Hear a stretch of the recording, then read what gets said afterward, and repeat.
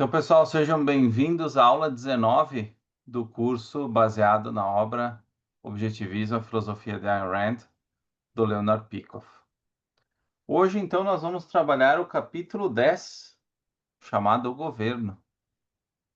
Nele, nós vamos entender um pouco mais sobre o quarto ramo da filosofia, a política, e trataremos de conceitos como direitos individuais, por exemplo.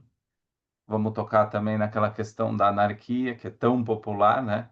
No meio liberal libertário. A gente vai fazer umas reflexões bem interessantes, né? Especialmente num tema que é tão presente, né, na vida dos brasileiros e também dos americanos ali, que nós temos alunos também de fora do país. Então vamos lá. Essa aula eu procurei organizar na ideia de perguntas e respostas, né?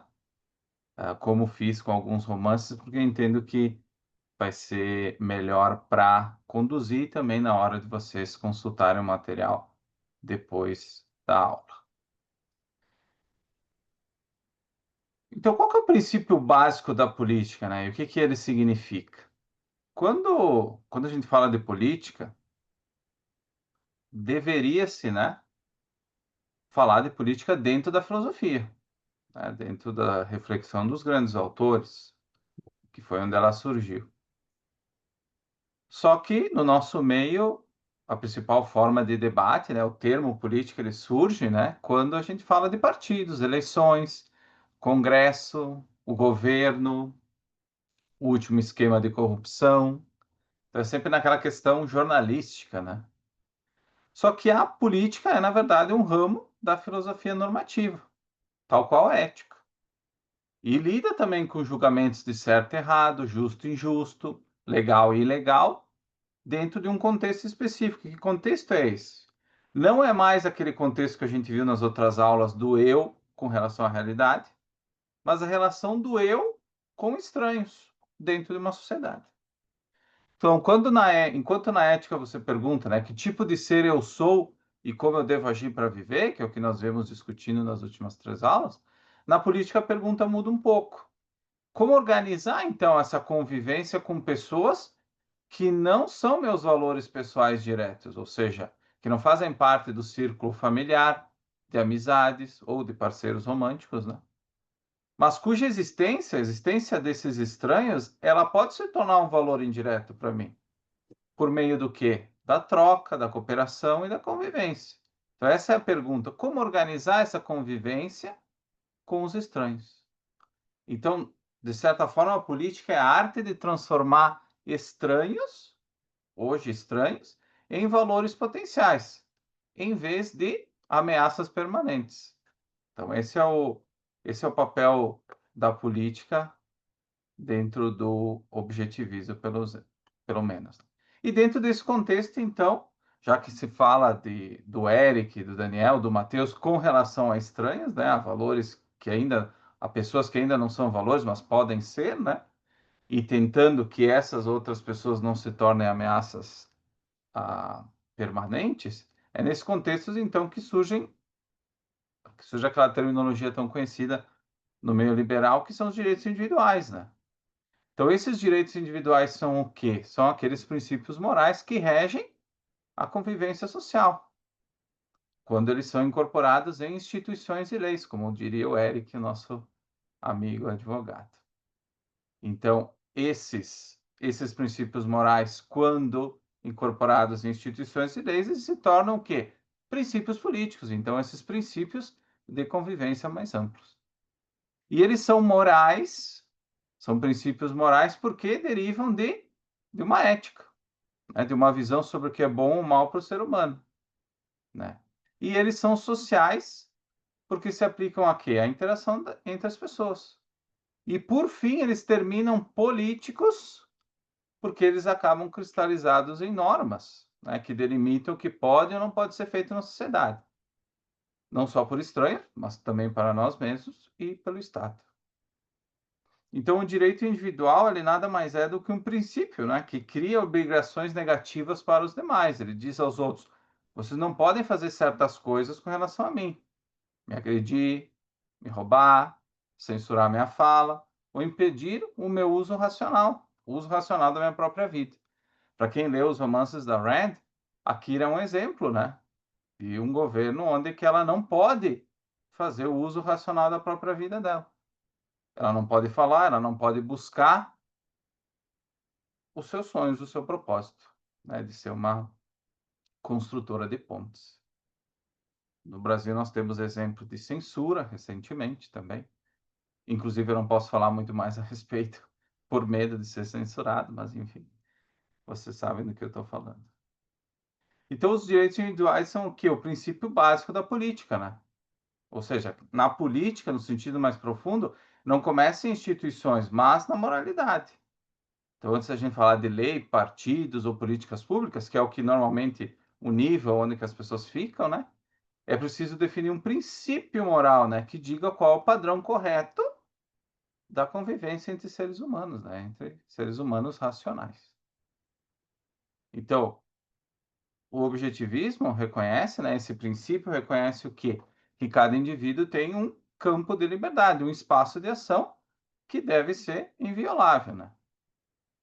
Então, a partir disso, a política se torna uma outra coisa também, um outro aspecto, que é a ciência que organiza, então, a força física em sociedade, de modo a proteger justamente esse espaço, para que ninguém possa violá-lo. Então, o Estado deixa de ser um agente genérico do bem comum, o Estado assistencialista, que infelizmente existe, né, em todos os lugares, e passa a ter uma função específica, que é proteger justamente esses direitos. Então, o critério de avaliação de qualquer instituição, lei ou política passa a ser: isso respeita ou viola direitos? Então, essa discussão da política, ela gira em torno justamente desses direitos individuais. Quando a gente fala de amigos, família e amores, como foi tema do grupo do WhatsApp na tarde de hoje, ali nós estamos falando de obrigações escolhidas normalmente, né? Por afeto, contrato, lealdade, compromisso voluntário, né? Então, esse é um tipo de relação que nós temos, né? Mas não é esse tipo de relação que a política ela busca tratar, né?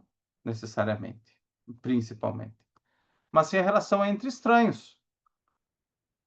Entre estranhos, a única obrigação básica não é amor, ajuda ou solidariedade forçada. Seja fazer caridade quando não se quer, ou que a nossa riqueza seja, né, desviada através de impostos para programas assistencialistas. Mas, entre estranhos, o único que se deve ter é respeito aos direitos. Só isso. Os estranhos não me devem carinho nem recursos. A única coisa que eles precisam fazer é se abster de iniciar força contra mim, né? Então, o princípio básico da política é que cada indivíduo tem direitos e a função legítima da política é estruturar a sociedade, especialmente o uso da força, né, o poder estatal, de forma que ninguém possa violar esses direitos. Tá, mas o que torna esses direitos absolutos no contexto político, né, que é uma coisa que a Rand repete? Que não há contradições legítimas entre direitos e não pode haver nenhum direito, né, de violar direitos alheios. Comentário aqui do Eric sobre a presença do nosso colega Daniel na aula. O que vocês acham dentro da vivência de vocês também a política, né, discutida nesse nível mais de partido, de leis, de congresso, ou vocês têm contatos com pessoas que caminham mais para o lado filosófico, né, para discussão como de Platão, Aristóteles? Qual é a vivência de vocês nesse sentido? Na verdade, parece um eterno fla-flu, né? Exato. Não, não, que o Lula é isso, não, que o Bolsonaro é aquilo, e fica nisso. Ninguém discute ideia, ninguém discute o que que nós vamos fazer daqui a 10 anos, o que que o Brasil vai ser daqui a 30 anos, o que vai ser das novas gerações. As pessoas só ficam nesse fla-flu, né? Não, que ele fez isso, mas o outro também fez. Então, você não pode falar um do outro. E aí fica nessa palhaçada eterna. E a gente tem exemplos, né, também de partidos, agora falando de partidos, né, mas retomando o ideal, né, a verdadeira discussão da política, que nós temos partidos que teoricamente fazem muitas coisas interessantes, né, como o Novo e outras iniciativas semelhantes, só que é sempre aquela mudança marginal, né, que ele, como o Felipe coloca, com um desdém para discutir as ideias. Você não vê os princípios mesmo sendo discutidos ao longo do tempo. E eu entendo que na discussão política geral é difícil achar esse lugar, né? Mas mesmo dentro das formações de partidos como o Novo, não se explora isso. Nem dentro de um local, vamos dizer, seguro, né, protegido, para que permitiria essa troca, nem mesmo aí essas questões são debatidas. E aí se reúnem muitas pessoas que, por mais que tenham boas intenções, né, no geral, pelo menos, né, propunham coisas como a lei de liberdade econômica, que é algo bom, ah, ter CEP todas as casas, enfim, todas essas medidas que incluem, né, as pessoas dentro da economia formal, por exemplo, elas acabam ficando só na superfície e depois são facilmente revogadas, né? Caso o governo saia, né? Caso esse governo que está ali, que fez essas coisas, né, saia, como foi o caso do Bolsonaro, né, por exemplo, do governo anterior. Fala, Eric. Não, é justamente isso. Você vai. Eu vejo muito pelo Novo, e aí eu. Se a galera do Novo ver, ela vai ficar meio bolada comigo. Mas quando a gente se reúne para conversar, normalmente a pauta é economia. E assim, números não. Não é que seja ruim, mas números não estimulam ninguém, sabe? Você ficar falando só de números, gráficos, que não sei quantos por cento, não sei quantos bi para não sei o quê, não é bem um discurso que pega, entende? Eu sei que tem muita qualidade dentro do Novo. Inclusive, nós temos exemplos aí, o próprio Marcel Van Hatten tá disparado aí, um dos melhores deputados do país. Só que aqui no Rio, pelo menos o que eu vejo, que nas reuniões a gente fala muito de economia e pouco da conversa, né? Parece que o partido não necessariamente está conversando com as pessoas que moram aqui no Rio. Tem, claro, um nicho que conversa, mas não cativa, sabe? Não cativa a pessoa. É uma das coisas, refletindo sobre isso que tu colocou, o comentário do Felipe, né? Liberal na economia, conservador nos costumes, ou seja, conservador na moral. Então, da moral não se fala, né? Da moral se fica preso dentro de quatro paredes, né? Como a gente vai falar depois dos liberais, dos conservadores e dos esquerdistas também. Então, existe esse medo, né, de falar sobre esses temas, né? Fala, Eric. E para além disso, eu já conversei. O rapaz não era do Novo, tá? Fazendo a meia-culpa aqui. Eu cheguei a falar com um cara uma vez sobre princípios numa reunião do Novo e que ele participou. Ele disse que vinha de alguns partidos do centro e tal, e aí foi na reunião. E eu falei com ele, não, mas comecei a falar de ideias, joguei um pouquinho de objetivismo para ele, né? Ele falou, cara, você tem que ser mais prático. E aí eu fiquei pensando, o que que ele quis dizer com ser mais prático? Ele acha que o que move a vida dele é simplesmente ação. Eu vou ficar agindo, agindo, agindo, agindo, agindo de qualquer maneira. Tipo, eu tô sentindo que é assim, então eu vou fazer dessa maneira, sabe? Não tem um norte racional para as ações dele.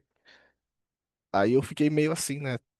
De continuar a conversa, mas eu me calei e continuei escutando. Eu não é verdade, tal. Sabe aquela conversa já desinteressada? Já via que não ia para frente. Não, é bem por aí mesmo.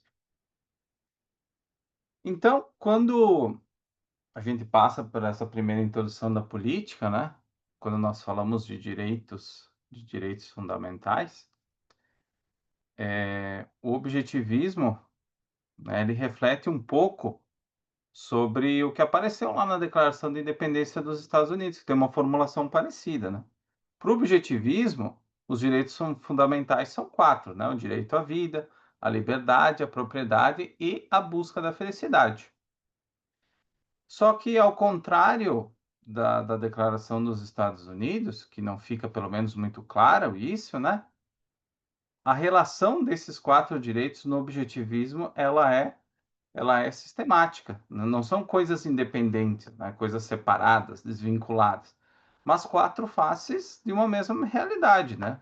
O fato de que o homem é um ser racional que precisa agir livremente para viver. Mas vamos entender um por um desses direitos para depois a gente conseguir fazer esse fechamento. Então, o direito à vida, como a gente já viu nas aulas de ética, né, ele ocupa o lugar central. Então, na vida do indivíduo, né, a vida do indivíduo é o bem moral último, né? O valor, né, que torna todos os outros valores possíveis, né? Como a gente viu, é impossível nós buscarmos valores se nós estivermos mortos, né? Então, a vida fica no centro, né? O bem moral último, o valor último que torna os outros valores possíveis e que se alimenta da busca daqueles outros valores para continuar existindo, para que nós possamos continuar existindo. Então, é um ciclo vicioso, né? Quando você busca valores que promovem, digo, quando você busca valores, ou seja, coisas que promovem a sua vida, e não vícios, né? Coisas que venham a destruir a sua vida, seja no curto, médio ou longo prazo, né?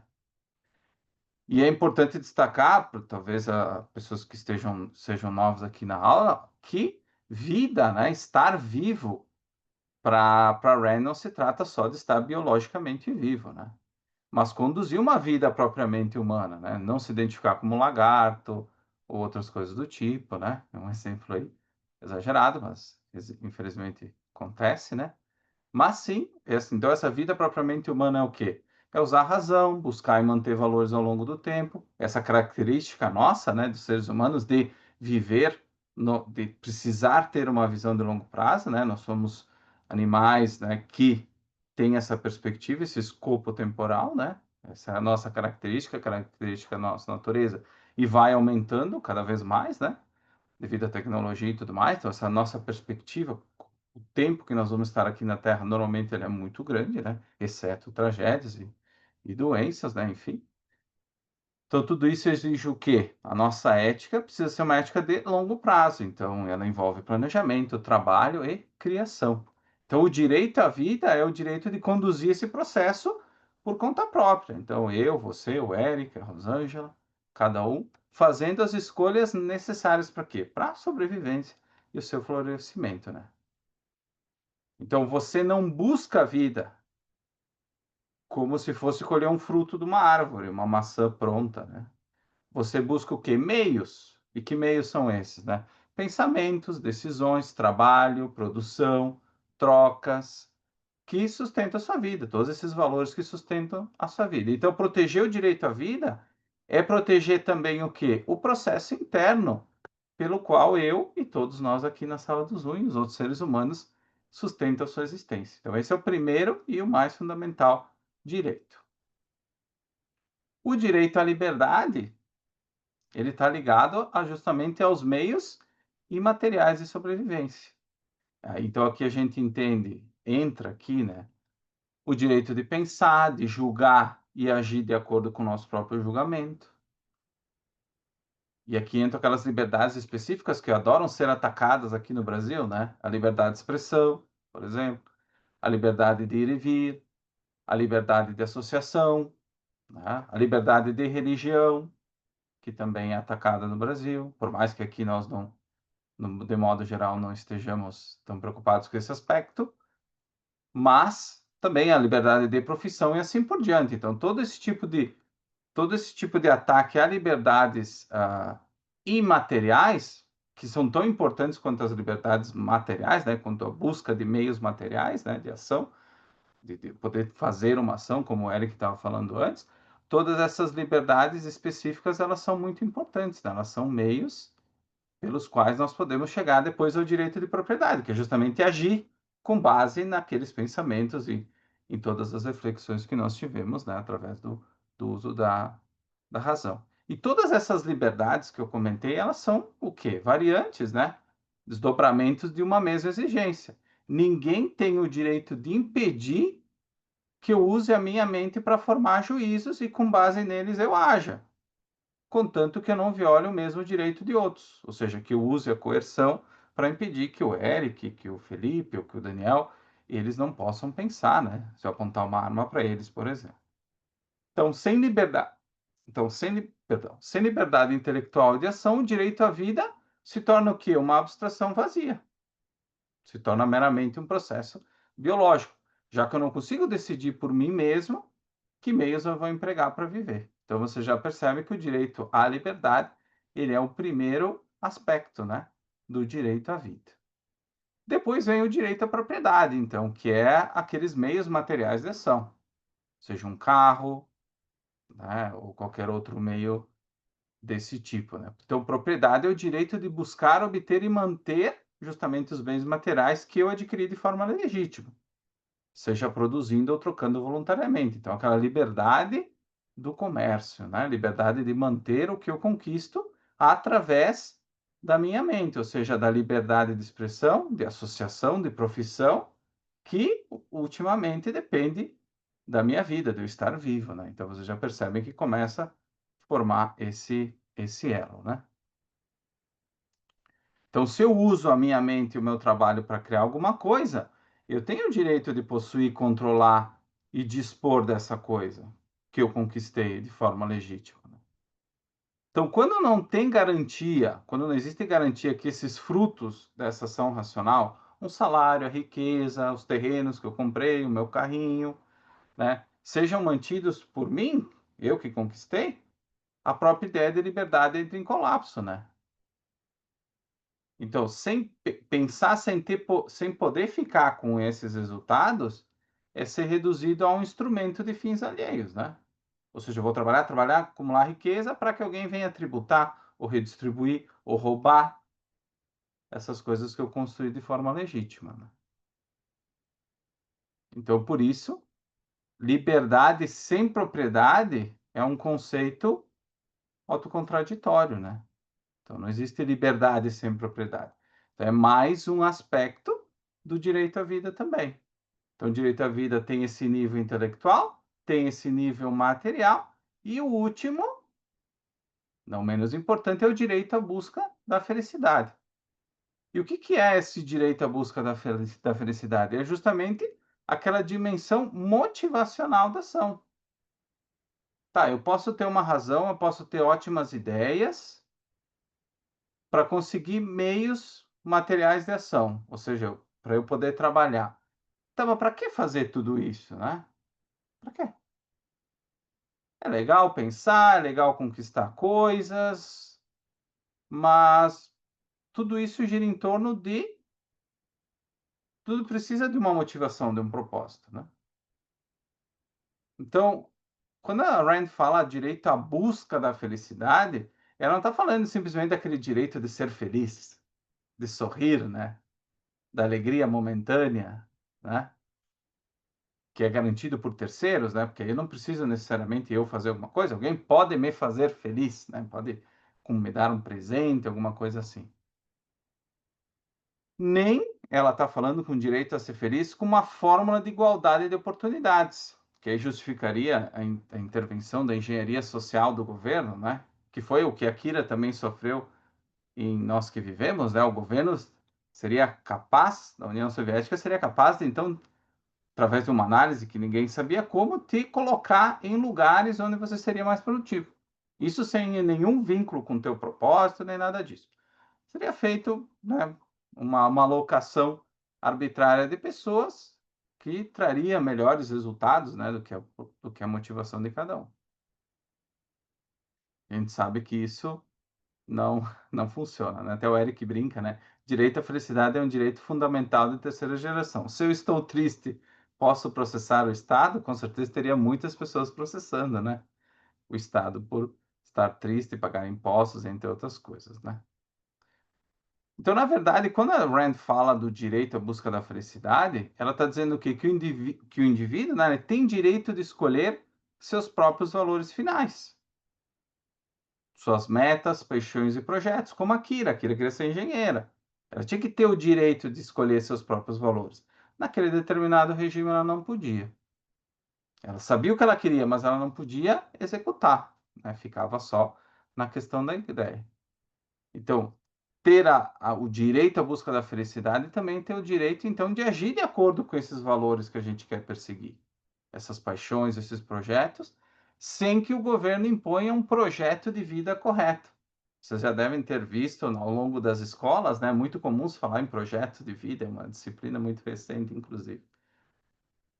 Então, não é ruim falar de projeto de vida, mas quem tem que saber do projeto de vida é cada indivíduo, não isso vindo do Estado ou de uma outra autoridade mística, né? Isso vem sempre do indivíduo, é importante dizer. E, por fim, o direito à busca da felicidade também acaba sendo o direito à privacidade, que a Rand sempre fala. Então, o Estado não pode legislar, né, sobre o porquê você está agindo, sobre as suas motivações. Ele apenas pode legislar sobre se você viola direitos alheios, ao ter essas motivações, né, ao ter esses propósitos.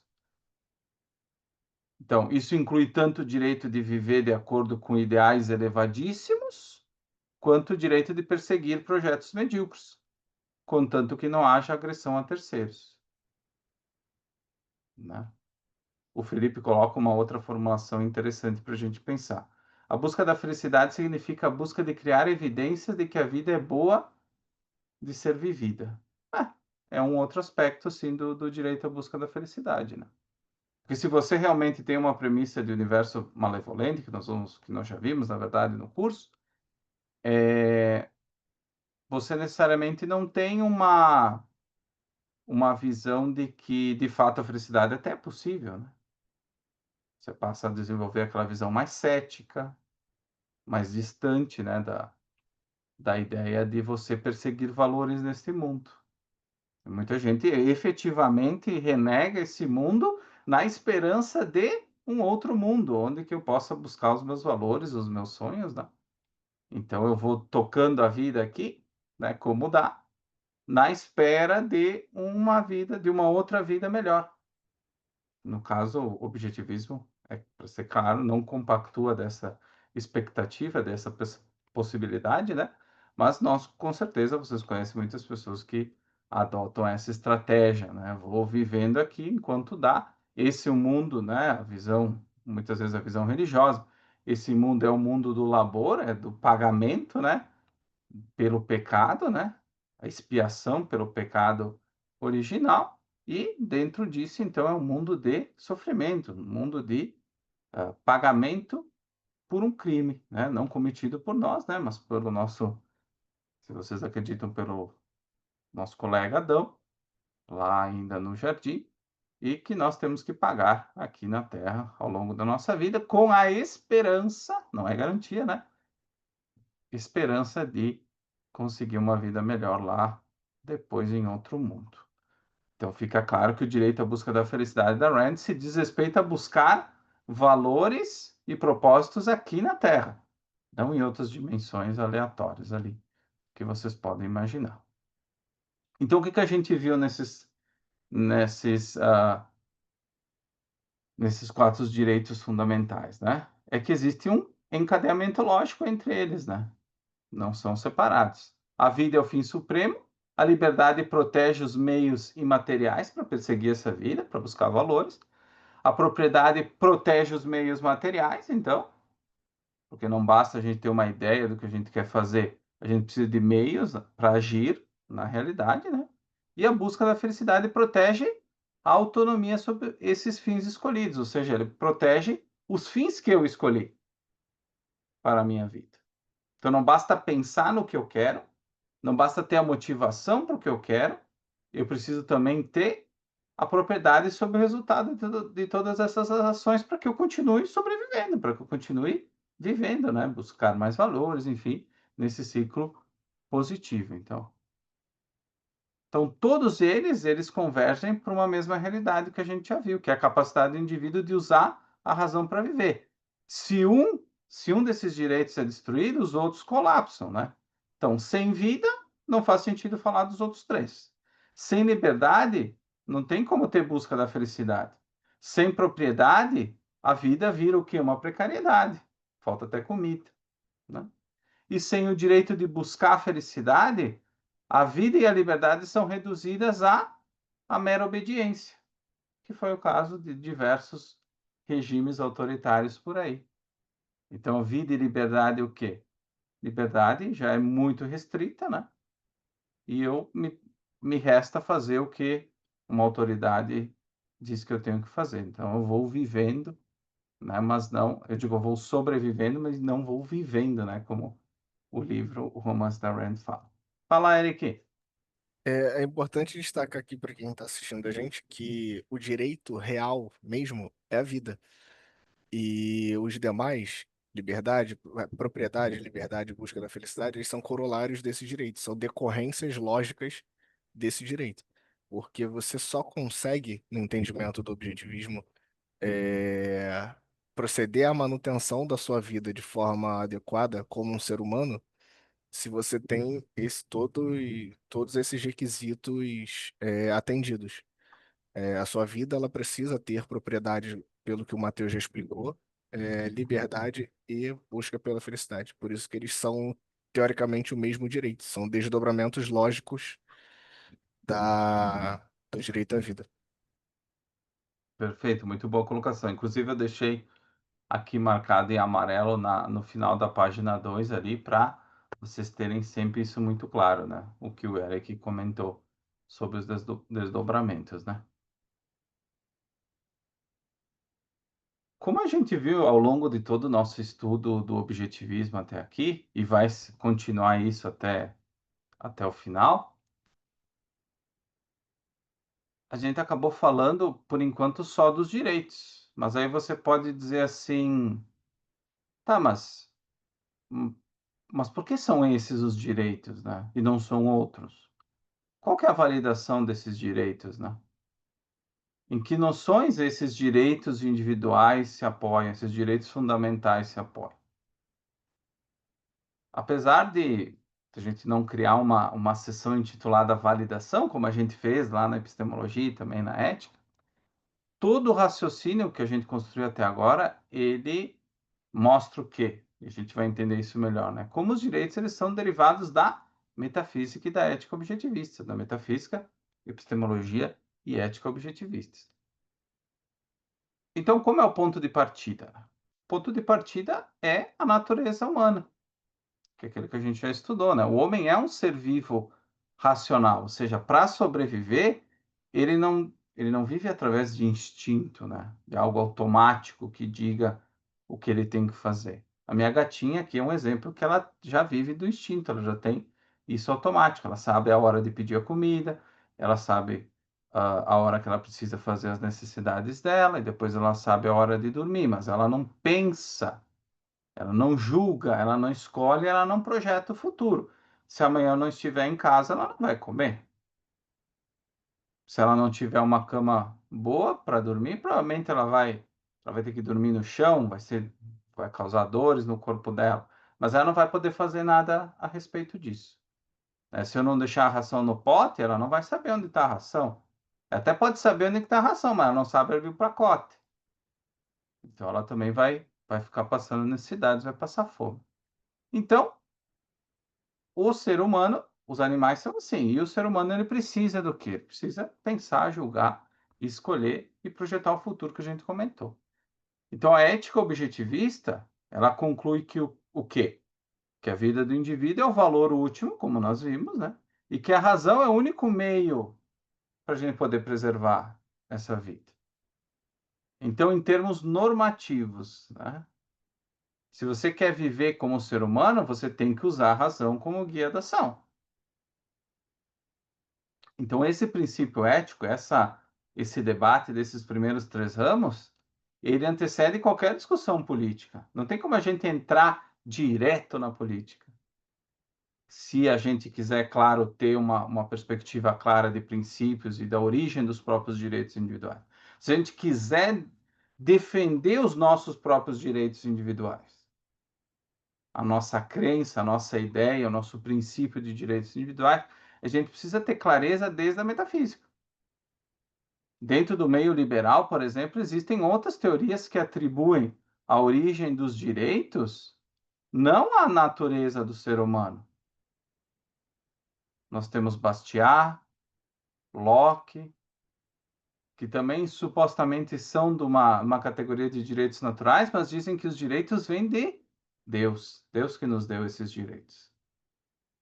Então, a consequência, ou seja, aquilo que está, por exemplo, na Declaração da Independência Americana, pode parecer a mesma coisa, mas a origem, a teoria de origem desses direitos, por mais que nominalmente sejam iguais, escritos iguais, a origem deles varia muito, mesmo dentro das escolas liberais.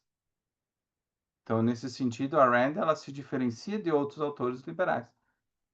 Nós não vamos entrar tanto nessa parte, mas vocês podem consultar também Bastiat, por exemplo, e ver que a origem dos direitos para ele é bem diferente do objetivismo. Então, como a gente viu lá no início, para começar a falar de política, é preciso o quê? Um princípio anterior à política. Ou seja, um princípio moral que diga o que é correto no que diz respeito à convivência dos seres humanos, tá? Esse princípio são os direitos individuais que a gente já viu um pouquinho. Esses direitos individuais traduzem, em termos sociais, a necessidade ética do indivíduo usar a razão para viver. Então, esses direitos, esses direitos individuais, eles surgem quando a gente se vê frente a um contexto social, quando a gente lida com outras pessoas que não necessariamente são valores ou fazem parte do nosso círculo mais próximo, né, de convívio. Então, numa ilha deserta, por mais que você precise de um código de valores, de uma ética, você não precisa de direitos individuais. Eu não preciso de um princípio que regule o comportamento de outros, porque eu estou lá sozinho. Não existem outros. A necessidade desses direitos individuais aparece quando há convivência com outras pessoas. Quando muitas pessoas passam a viver juntas e o uso da força, esse elemento que nós vamos falar muito, ele pode, né, uns podem impedir o uso da razão dos outros, pelos outros, né? Então alguém surge com a força para poder estar, podem tentar usar a força então para impedir que eu possa viver a minha vida. Não necessariamente me matar, mas impedir que eu possa usar a razão, como a Rand fala, né, a arma apontada para a cabeça nos impede então de agir como seres humanos, nos impede de pensar, né? Um tipo de coação, como o Daniel fala, né? Os traficantes agem assim, o Eric comenta, né, também. É um exemplo. Então, em termos conceituais, né, os direitos são validados como uma exigência objetiva da vida humana em sociedade. Não tem como viver de outra forma, né? Não é parte de um contrato social, como vocês já viram no caso do Rousseau, tampouco um presente divino, como diria Bastiat. Não é o caso, né? Os direitos, eles são o quê? Uma descoberta filosófica. Então, dado que os seres humanos, os racionais, eles precisam pensar e agir por conta própria, como a gente já viu, quando eles convivem, então, quando muitos homens convivem, é preciso um princípio que delimite justamente o uso da força para que cada um possa continuar nesse processo que é a vida, sem sofrer coerção, sem sofrer coação, como o Daniel coloca. Coação é um pouco diferente de coerção, é o melhor termo nesse caso. Então, para Rand, como ela sempre comentou, né, já teve alguns cards também no Objetivismo do Brasil, um direito é um princípio moral que define e sanciona a liberdade de ação do homem em um contexto social, que foi uma outra forma aquilo que o Felipe comentou ali no chat, né? Que direitos são aquilo que eu preciso ter protegido de outros para viver como ser humano. Essa é uma outra formulação. E é importante destacar que o conceito de direitos ele tem uma ênfase na ação e não em resultados. Então, primeiro a gente protege o processo racional de agir, só depois por consequência, os resultados obtidos por meio desse processo. Porque se o foco fosse em resultados, tanto faz o que acontecia antes, né? A gente tem que cuidar que quem foca em resultados é os utilitaristas. Vocês lembram das aulas anteriores? Eles focam em resultados. A proteção dos direitos para Rand, elas começam ainda na ação, ainda no próprio pensar em agir, como nós vimos. E não só lá no final. Não só lá no resultado final. Então, isso é bem, bem interessante.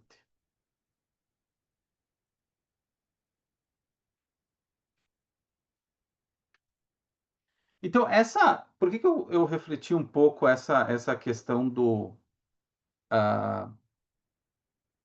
essa questão da ênfase na ação e não nos resultados, né?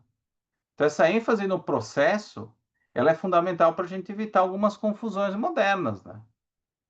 Se os direitos fossem, em primeiro lugar, sobre resultados, por exemplo, direito a um salário X, direito a uma casa, direito ao Bolsa Família, direito a uma cota no funcionalismo público. O que isso implica? Obrigar terceiros a produzir ou financiar esses resultados, que é o que infelizmente acontece na sociedade brasileira. Então, isso significa o que na prática? Tratar o tempo, o trabalho e a vida de uns como meios involuntários para fins dos outros. Mas isso contradiz, segundo a Rand, a própria ideia de direitos. Não é? Como assim direitos de eu tirar coisas, direitos de eu impor coerção sobre o Eric? Não existe isso. Direitos são para proteger a minha capacidade de buscar os meus valores, não de obrigar alguém a me dar os meus valores ou a financiar os meus valores. Né? Então, a validação dos direitos ela gira em torno do quê? A natureza do homem, metafísica, como ser que precisa agir para viver. Eu não vou viver se eu ficar o dia inteiro trancado no quarto dormindo, eu vou perecer. A vida como, moral, como valor moral último, a razão como meio único de sobrevivência, a necessidade no nível social, né, em sociedade, de um princípio que proíba a iniciação livre da força, à vontade, né, conforme eu quiser. O foco na liberdade de ação e não nos resultados.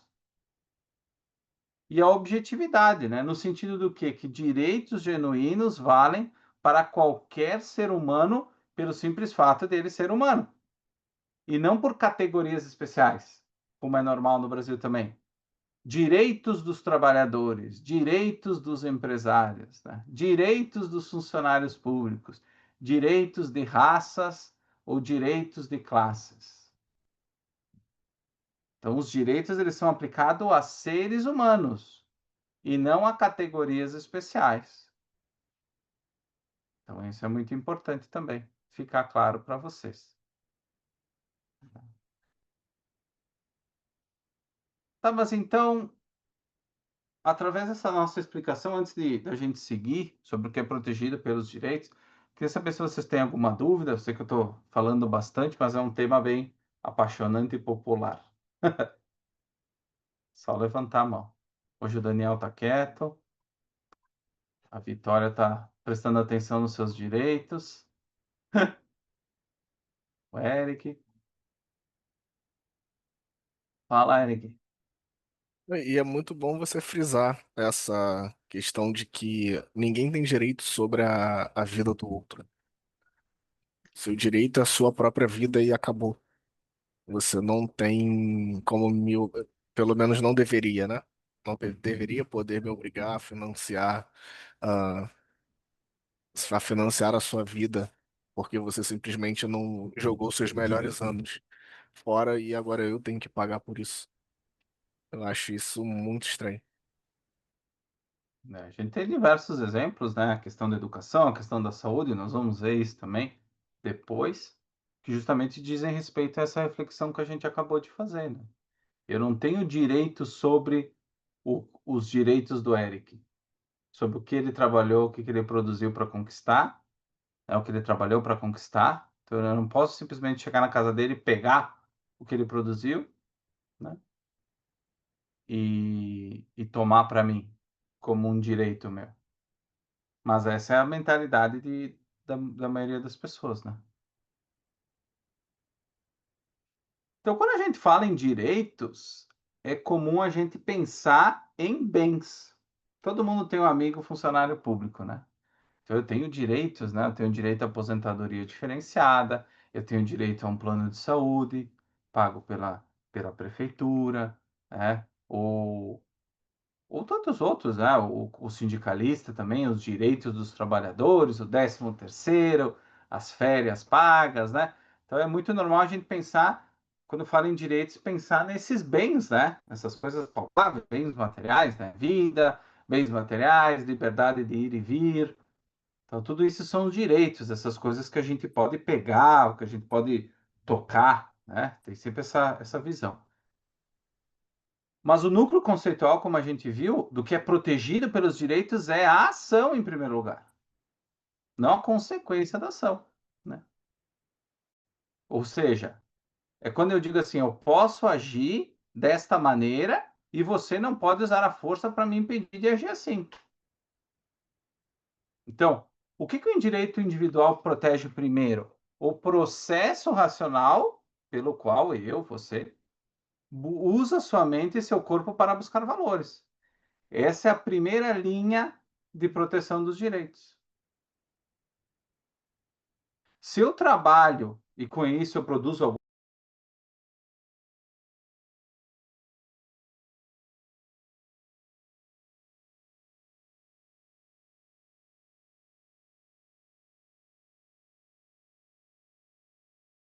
Alô? Acho que o Matheus voltou, hein? Agora eu voltei. Agora foi minha vez de cair. Então, deixa eu colocar aqui. Perfeito. Então, como eu estava falando, o núcleo central da proteção dos direitos está, em primeiro lugar, na ação, no processo, na busca na proteção dessa capacidade de agir em busca dos valores que a gente quer. E isso normalmente produz frutos. Então, essa ação normalmente produz frutos. Uma casa, o patrimônio, uma obra de arte. Então, na medida que essas coisas são extensões da nossa ação, eles são protegidos como nossa propriedade, fruto da nossa ação. E essa reflexão depois se dá na propriedade intelectual, como a gente já viu, né? Então, a proteção ao resultado deriva da proteção ao ato que originou, e não o contrário. A gente tem que cuidar quando a gente fala de propriedade intelectual, porque se encaixa nessa reflexão, né? Não é escassez, como diriam os austríacos, o critério de propriedade. A propriedade sobre o fruto do nosso trabalho diz respeito à ação primordial, a ação de pensar, e as consequências dessa ação, desse processo originário, é que garantem que eu possa dizer que uma casa é minha, uma obra de arte é minha, o capital que eu amealhei ao longo da vida é meu. E que depois, provavelmente, eu possa legar a alguém, né? Tornar alguém herdeiro legítimo dessas coisas que eu produzi. E quando é interessante, quando eu falo que existe um imposto contra herança, agora, uma forma que não é tão enfatizada assim no pensamento objetivista, mas na verdade, um imposto sobre herança não diz respeito a um ataque a quem herda, apesar de sim, né, ter a tributação e tudo mais. Mas é uma falta de respeito, é um ataque direto aos direitos de quem produziu. A partir do momento que eu escolho legar isso a alguém, qualquer tipo de atitude, seja do governo ou de quem for, que vá prejudicar esse processo, que vá manchar esse processo, é um desrespeito a mim, ao produtor. E não simplesmente um dano, que também é um caso, né? O dano a quem vai herdar, que vai perder alguma coisa deste valor, mas sim um ataque direto à minha humanidade. à minha natureza como ser humano. E esse tema não é propriamente destacado nas discussões gerais contra impostos desse tipo. Se foca muito na questão material, como a gente falou, né? A questão dos bens, ele tinha muitos bens. Mas, na verdade, o que está se atacando ali é justamente a, a minha vida, ao que eu produzi, ao meu legado, a tudo que eu trabalhei para, se eu quiser, né, no final da minha vida, deixar para alguém.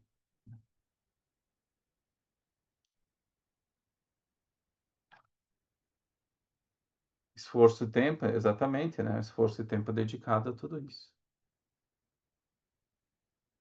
Então, essa proteção à ação, ela diz respeito aí, a gente volta naqueles direitos fundamentais, né? Quando a gente fala de meios imateriais, os direitos protegem a minha liberdade de pensar, julgar, escolher, formar planos, né? Então, ninguém pode entrar na minha mente e comandá-la à força, não existe isso. Nem impedir que eu me manifeste através da ação, através das minhas palavras, os julgamentos que eu fiz. Ninguém pode me impedir de fazer isso. A não ser que eu viole com uma ação os direitos alheios. Então, quando a gente fala de se sentir ofendido, microagressões, isso não tem uma base racional. Eu não posso entrar na cabeça do Eric e fazer ele se sentir mal por uma coisa que eu falei. Quem faz esse julgamento e quem não tem autoestima ou falta compreensão, a falta de, a noção de entender o que eu falo, né, que se sente ofendido, é o Eric. Eu não tenho como fazer, eu não estou forçando ele a se sentir assim. Não existe esse dispositivo. Né? Então, quando tu acaba adotando a ideia, por exemplo, que a fala é um tipo de agressão, você, na verdade, está alimentando problemas reais. Mas que não é esse se sentir ofendido, mas as crises de ansiedade, os problemas de depressão, como a gente viu nas universidades americanas. O fato de você não poder falar, se manifestar de alguma forma, causa danos terríveis à sua própria vida e à vida da sociedade como um todo. Porque alguns temas se tornam tabus e eu, daqui a pouco, me sentindo não vitimado, mas eu digo sofrendo por alguns desses temas e eu não posso falar sobre eles livremente, eu acabo me fechando e daqui a pouco não conseguindo viver uma vida produtiva, uma vida de florescimento. Porque eu tenho vergonha de falar, porque não pode falar, porque é tabu. Então, o ser humano é um ser que precisa se expressar, que precisa falar. E é até bom se alguém é um nazista ou que tem pensamentos terríveis, é melhor que ele fale e se mostre de uma vez, para que eu possa me afastar dele o quanto antes. Que ele não guarde segredo, que ele fale, que se manifeste de uma vez. Tá? Então, que ele haja de alguma forma que me revele quem ele verdadeiramente é. Né? Então, a liberdade de expressão, o Eric comentou muito bem, ele tem uma função cognitiva. Não é liberdade para falar besteiras, como a Rand comentava, né? Mas sim a liberdade de, através da linguagem e tudo mais, poder formar conceitos, ter clareza, pensar melhor, poder agir e conquistar o que a gente quer, né? Que é a felicidade ao longo da nossa vida. Fala, Daniel. Me fez recordar aquele caso do Monark, né? Onde ele, é, no meio do podcast, acabou falando que seria favorável a existência, a possibilidade de existir um partido nazista, né? E usaram isso de uma forma extremamente mal intencionada, como se ele fosse favorável ao nazismo, quando na verdade ele era favorável ao dispositivo da liberdade de expressão para que a gente tenha o benefício de saber quem que de fato é nazista e poder lidar melhor com isso, com essas pessoas, né? Acabou me lembrando isso aí.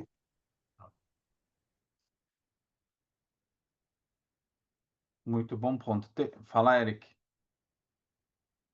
É, cara, essa questão do monarca é muito complicada, porque ele por ser, sim, e os libertários me perdoem, por ele ser libertário, ou pelo menos ter como é que eu posso dizer? Muita afinidade com o libertarianismo, ele não soube argumentar de forma clara para poder dar a entender exatamente isso que você falou agora, que ele não apoiava exatamente, mas ele não apoiava o ato, né? Mas ele apoiava a pessoa, a liberdade da pessoa poder ser idiota e defender uma ideia tão estúpida quanto essa. Mas ele não soube defender, porque ele não, para mim ele não tinha base. Pelo menos a base que nós temos para defender a liberdade ele não tem. Com certeza não tinha. E aí ele acabou se enrolando um pouco. E aí gerou margem para as pessoas, né? É, tipo assim, é aquela questão, você não pode sangrar no mar de tubarões, porque senão eles te engolem. Eles te encontram e te engolem. Foi mais ou menos para mim o que aconteceu com ele. Então a gente viu a relação aos meios imateriais, né? Os comentários que o Daniel também e o Eric fizeram. Com relação aos meios materiais, que são parte do outro direito, né? O direito à propriedade, então os direitos eles protegem o quê? A possibilidade justamente de produzir, trocar, dispor de bens obtidos voluntariamente, com seu próprio esforço. Sem isso, a liberdade ela se torna um mero teatro, né? Porque eu posso pensar o que eu quiser, mas eu não consigo sustentar a minha vida com os frutos do próprio esforço, porque eu vou chegar ali e alguém vai me roubar. Então eu vou ter liberdade para produzir, tá ok? Mas quando estiver pronto, não vai ser meu. Então que liberdade é essa? Liberdade para quê? É um teatro, né? Não tem valor nenhum. Por fim, o terceiro aspecto, né, que reforça o que o Eric comentou antes, de todas essas dimensões sendo as diferentes aspectos de uma mesma coisa, nós temos também a proteção à questão da motivação. Então, os direitos protegem o meu poder de definir o que eu quero para a minha vida, né? Para que eu possa viver de acordo com os meus valores e paixões, sejam eles quais forem, não interessa o Daniel, a Marta, a Rosângela, o Felipe, né? Então, contanto, claro, que eu respeite o mesmo espaço de liberdade nos outros. Tá? Por exemplo, eu gosto de escutar rock. É o meu direito. É, eu me motivo escutando rock. Eu gosto da mensagem que passa. Esteticamente, para mim, é valioso. Enriquece a minha vida. Tá, mas eu não gosto de funk, então ninguém pode escutar. Não funciona assim. A partir do momento como o Felipe coloca ali na nos comentários, né? E eu defender a liberdade de expressão para aquilo do que eu discordo, na verdade, é uma defesa à minha própria expressão. Ou seja, o cara do funk ele pode não gostar de rock, mas ele não pode me impedir de escutar. Da mesma forma, eu não posso impedir ele de escutar. Claro que existem regras de barulho, por exemplo, né? Que é uma coisa que entra no campo legal também, é uma discussão bem interessante de ter, né? Quando a gente fala de direito ao descanso, né, nos condomínios, ou de barulho e tudo mais. Existem, às vezes, poucos critérios objetivos para essa lei. É difícil a gente saber se eu estou através de uma festa ou de uma manifestação minha, de um carro de som, alguma coisa, se eu estou perturbando a paz, o horário de descanso ou não do meu vizinho. Essa é uma disputa polêmica, né? Mas, em linhas gerais, eu não posso proibir ninguém de escutar funk, né? Se é que eu defendo a liberdade de expressão, essa liberdade de motivação também. Fala, Daniel. Me recordou um caso recente que eu vi, uma notícia de uma pessoa que se incomodava com um vizinho, com relação a barulho, né, a som, etc. E essa pessoa comprou uma caixa de som gigantesca, justamente para retaliar o vizinho, né, e direcionou essa caixa de som para o vizinho que o incomodava inicialmente, para que o vizinho, de alguma maneira, sentisse, né? E, e o vizinho que inicialmente fazia barulho, que recebeu essa caixa de som como retaliação, simplesmente matou o cara que colocou a caixa de som. Então, é complicado, né?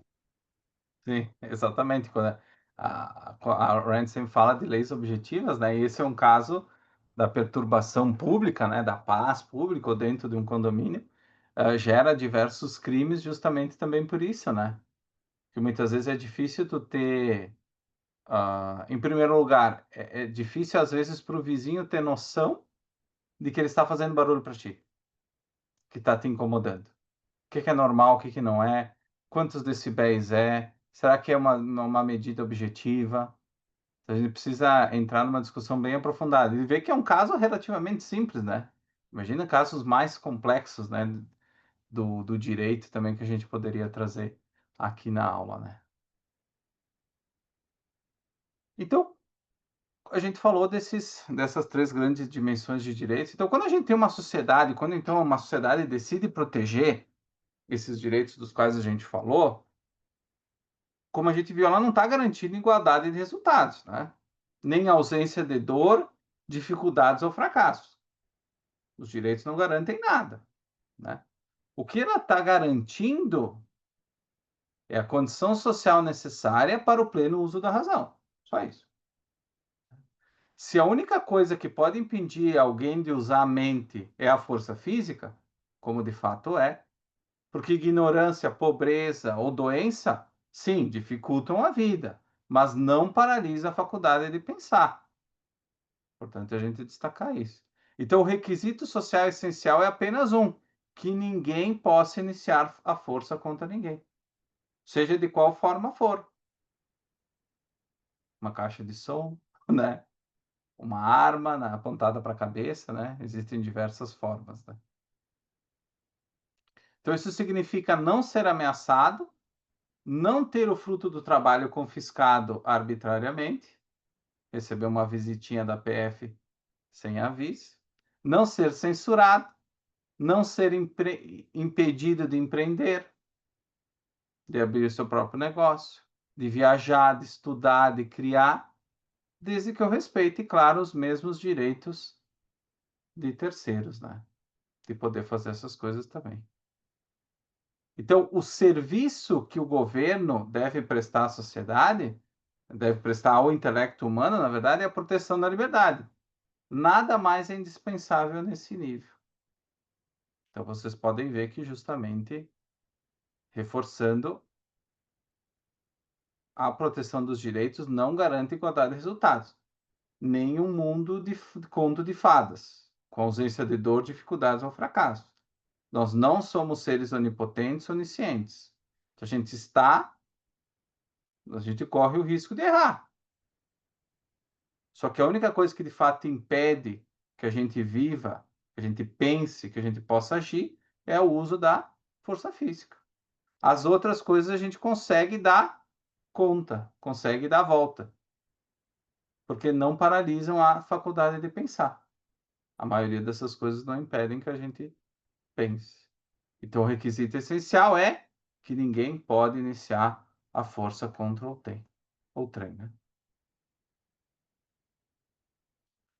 Então, quando a gente tem essa garantia de viver uma sociedade onde há clareza desses direitos nas leis e tudo mais, a convivência com estranhos, ela deixa de ser um jogo de soma zero, né? Como muitas vezes acontece no Rio de Janeiro, que o Eric pode nos trazer, né?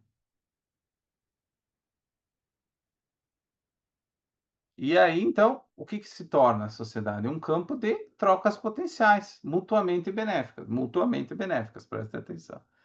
Então, o outro ele não é um inimigo de quem eu preciso me defender preventivamente. Eu não preciso sair com carro blindado, todo mundo com carro blindado, colete à prova de bala, capacete. Eu não preciso sair assim de casa. Mas sim eu vejo o outro como um cliente, um parceiro, um fornecedor, um colega, um amigo em potencial, e não uma ameaça em potencial. E nesse ambiente surge o quê? Um ambiente de responsabilidade e mérito. Como eu sei que ninguém pode tomar à força o que eu produzi, faz sentido eu investir em longo prazo, investir em mim mesmo, trabalhar, poupar, talvez para trocar de apartamento, comprar um carrinho melhor, correr risco calculado, às vezes dá uma jogadinha na bet. Eu posso fazer isso, não fica com medo, né? Não sou patrocinado por nenhuma bet, tá? Foi um exemplo. E talvez mais importante, né, o poder do Estado é objetivamente limitado, a gente vai entender isso depois. Ele deixa de ser uma entidade paternal, o Estado assistencialista que a gente conhece, e passa a ser uma instituição criada para um propósito específico, que é proteger a ação racional dos indivíduos, acima de tudo. Principalmente isso, proteger a ação racional dos indivíduos. Ou seja, ter um critério objetivo para a aplicação da lei em sociedade. Vai lá, Daniel, obrigado. Opa, vai poder ficar. E eu depois. O Eric comentou: quero ter direito a andar de tanque de guerra. Com certeza tenho vários amigos que vão dar like para essa sugestão do Eric aqui. Fala, Eric. Não, e assim, eu comentei isso de sacanagem, mas eu já escutei pessoas e já li pessoas defendendo isso realmente. Não, eu quero ter o direito de andar de tanque de guerra, andar armado, que não sei o que, não sei o que. Aí você fica pensando, cara, que tipo de sociedade de maluco que o cara quer estar a ponto de andar de tanque de guerra, cara. Que bizarro. Só vejo tanque de guerra passando na minha rua. Assim, eu já vi caveirão, né? Porque Rio de Janeiro, você sabe como é que é. Eu já fiquei assustado. Mas, pô, tanque de guerra é pior ainda, irmão. Exatamente.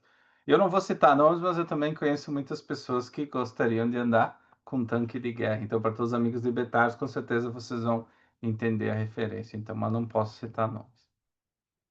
Que inclusive são bons conhecidos. São pessoas legais ali, mas têm esses desejos reprimidos ali de tanques e outros tipos de armamentos pesados. A gente falou então sobre o que é direito, mas o que não é direito? Porque tem uma confusão na nossa sociedade. Não venham me dizer que todo mundo entende o que são direitos, hein? A gente já viu que não é bem assim. Pelo menos aqui na minha cidade tem muita gente que não entende. Então, um passo essencial para compreender os direitos é separar direito do quê? De tudo aquilo que seria bom se todo mundo tivesse. Eu gosto de fazer essa separação. Direito de um lado e tudo aquilo que seria bom se todo mundo tivesse. Que é normalmente o que as pessoas entendem como direito, né? Como sinônimo. Então, nem tudo o que a gente ouve no discurso político, né, tudo que nesse discurso político é chamado de direito, realmente merece esse nome. Não é? Não merece. Portanto, é crucial diferenciar o quê? Direitos autênticos, negativos, né? De supostos direitos positivos. Então, direitos autênticos, eles funcionam como limite da ação dos outros sobre mim, sejam eles quem forem, né? O governo, o Eric, o Daniel, né?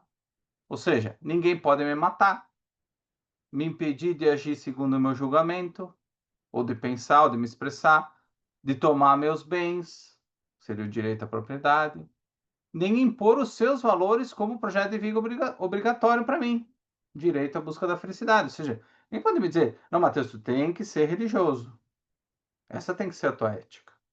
Ou, da mesma forma, eu não posso dizer assim, você tem que ser objetivista, hein? Senão, ó, se foi. Não posso fazer isso. E ninguém pode fazer isso com relação a mim. A gente sabe que ao longo da história, vários estados tinham uma religião oficial, tinha uma ética oficial, que todos deveriam seguir. E que quem não seguisse ia para a forca, né?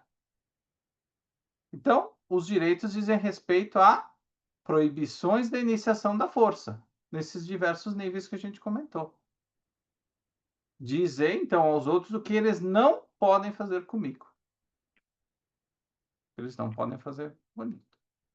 Só que na linguagem moderna de direitos, nas campanhas eleitorais, nos jornais da cidade, o que aparece são outras coisas, chamadas de direitos. Por exemplo, direito à educação, direito à saúde, direito à moradia, direito ao lazer, direito a um salário mínimo, direito a um emprego, direito adquirido, tem uma categoria profissional, e assim por diante. Existem várias coisas que são chamadas de direito. O problema não é considerar essas coisas como desejáveis. Eu quero ter um salário, eu quero poder estudar, fazer uma boa faculdade, ter um bom plano de saúde, uma moradia, poder me divertir, ter aquele tempo de lazer, né? E talvez, se fosse o caso, viajar de iate com o Aynan. Quem não quer, né? Eu gostaria. No caso do Romance da Ryan não é possível, mas outros tipos de lazer, sim, né? Eu quero ter um emprego para eu poder me sustentar minha família, né? Então, o problema não é desejar essas coisas, né? O problema é tratá-las como direitos que outras pessoas têm que me brindar, com os quais outras pessoas têm que me brindar. Se eu digo que eu tenho direito à educação, eu estou dizendo o quê? Que alguém tem o dever de me fornecer. Não é, é uma via de mão dupla.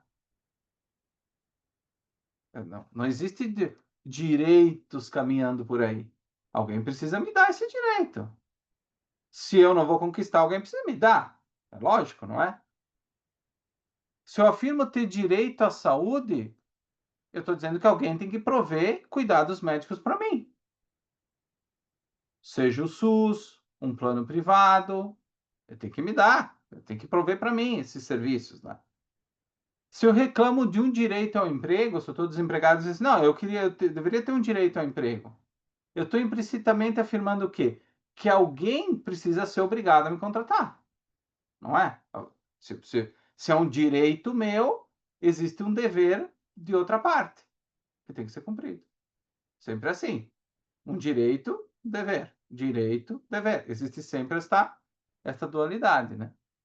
Então, em todos os casos, eu não estou pedindo que os outros se abstenham de me agredir. Não estou falando de agressão, que é a discussão que a gente tem feito agora. Eu estou exigindo que eles ajam, que o Eric, que o Daniel, ou qualquer outra pessoa que dá aula, haja em meu favor, prestando serviço, cedendo recurso, dedicando tempo e esforço. É isso que eu estou falando. Então, se o meu suposto direito ele implica que outras pessoas são obrigadas a trabalhar para mim, então eu não estou reivindicando direitos, estou reivindicando escravos. É isso que eu estou reivindicando. Por quê? Porque é qualquer direito que consiste em uma prestação forçada de bens ou serviços por terceiros, né? Esse tipo de prestação forçada ele só pode ser implementado com o quê? Violando direitos genuínos, especialmente o de propriedade e o de liberdade de quem financia ou executa essas prestações. É um ataque geral, né, aos quatro, mas especificamente a esses dois de início, né? Então, a existência de direitos positivos depende, em última instância, da expropriação de alguém. Alguém vai ter que sair perdendo nesse jogo. Alguém precisa produzir os recursos, né? Alguém foi obrigado a produzir isso e foi compelido, né, obrigado a cedê-los sob ameaça de força estatal, que é o que acontece se eu não pago os meus impostos. Se eu não pagar os meus impostos, eu vou para a cadeia. O meu CPF fica inutilizado, eu não posso comprar coisas básicas para minha sobrevivência, não posso investir. Então, justamente, eu me torno um escravo dos direitos, supostos direitos, né, como a gente sabe, erroneamente ditos, né, que outros estão demandando de mim. Né?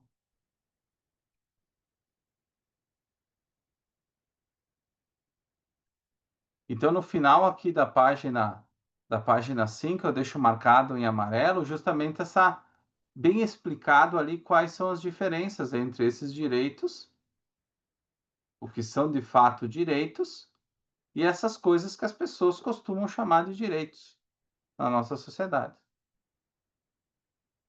Então, ali fica tá um resumo bem bacana ao final da questão 5 para que vocês possam rever.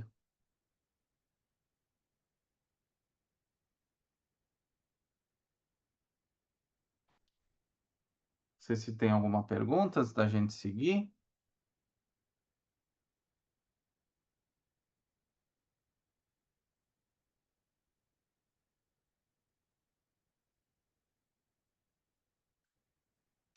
Então, qual que é a única maneira de violar direitos, né? Isso a gente já comentou, que é a questão do uso da força física, né? E o que que isso revela sobre a relação entre razão e direitos? Vamos rever isso para ficar claro.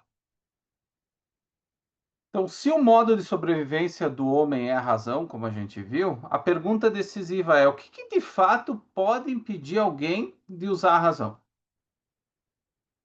Algumas pessoas podem pensar, né, que a ignorância, a pobreza, a falta de talento, a doença, que isso pode de fato impedir alguém de usar a razão. Normalmente não é o caso. Dificulta a sua vida, sem dúvida. Mas não desligam a faculdade de pensar, a não ser, claro, que você tenha algum problema de saúde que te impossibilite de pensar. Um estado que te impossibilite de pensar. Mas esses são casos bem graves, né? Uma pessoa pobre pode estudar, trabalhar, poupar. Um doente pode raciocinar sobre o tratamento, pode buscar o tratamento. Alguém sem talento por uma área pode redirecionar os esforços para outra. É muito normal as pessoas trocarem de carreira, várias carreiras ao longo da vida. Então, em todos esses casos, a mente ela continua livre para avaliar alternativas e seguir em frente. O fator que realmente paralisa a capacidade de agir, segundo o próprio julgamento, é o uso da força física. Então, quando alguém inicia a força contra você, ele não está tentando te persuadir, convencer a sua mente, o seu aparelho cognitivo. Ele está tentando substituir a sua mente pela vontade dele. Quando um ladrão aponta uma arma, ele não está trazendo argumentos. Ele está dizendo na prática: ou você age como eu mando, como eu estou pensando, ou eu destruo seu corpo, ou eu te dou um tiro. Um Estado que proíbe uma profissão sob ameaça de prisão, o que ele está dizendo? Não importa o que você julgou ser melhor para a sua vida, você está proibido de agir assim. Nos Estados Unidos, por exemplo, existem diversos cursos e licenças que você precisa para executar. No Brasil também, mas nos Estados Unidos é muito comum. Muitas licenças para você até cortar cabelo, para ser cabeleireiro. Então não importa se eu quero ser cabeleireiro, eu tenho que conseguir passar por um monte de processos para eu conseguir finalmente abrir o meu instituto, se eu quiser.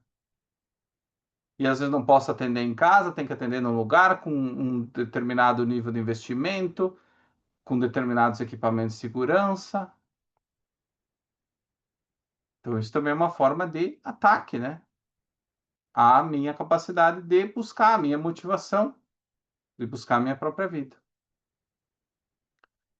O governo também que confisca a propriedade arbitrariamente, como em regimes socialistas, por exemplo. O que ele faz quando ele faz isso? Ele anula num só ato todo um processo racional de planejamento, trabalho e produção que levou àquele bem. Eu conheci a história de uma família venezuelana ali na semana passada, que é o exemplo perfeito disso. Uma pessoa que tinha trabalhado, tinha uma casa, tinha uma boa condição de vida, formação intelectual, um bom capital, teve que fugir para o Brasil com uma mala, com uma mão atrás da outra, porque estava sendo perseguido e perdeu todos os seus bens para o regime bolivariano. Então, em todos esses casos, o elemento comum é a iniciação da força física ou de sua ameaça. Ou seja, é a substituição da persuasão pela violência, né? Então, por isso que no objetivismo, né, a única maneira de violar direitos é iniciando a força física. Então, tudo que a gente chama de violações de direitos, por exemplo, assassinato, agressão, estupro, sequestro, roubo, fraude, censura, monopólios legais, proibições arbitrárias de entrada em mercados que existem, né, na economia, confisco tributário, tudo isso é um caso de alguém impondo sua vontade pela força sobre o corpo ou os bens de outra pessoa.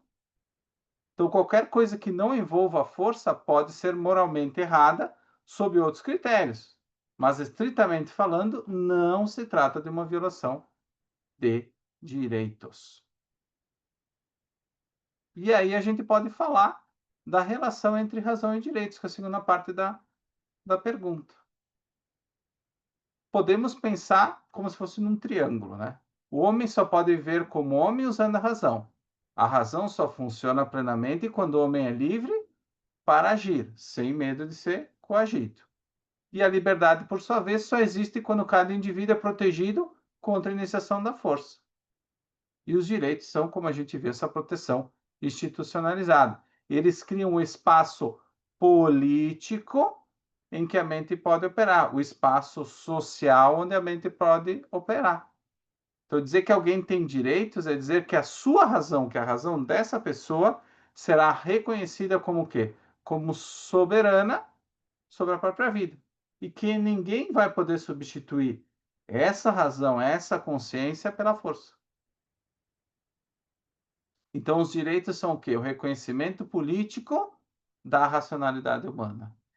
É o reconhecimento de todos aqueles três passos que a gente viu, da metafísica, da epistemologia e da ética. A política vem reconhecer essa integridade do ser humano.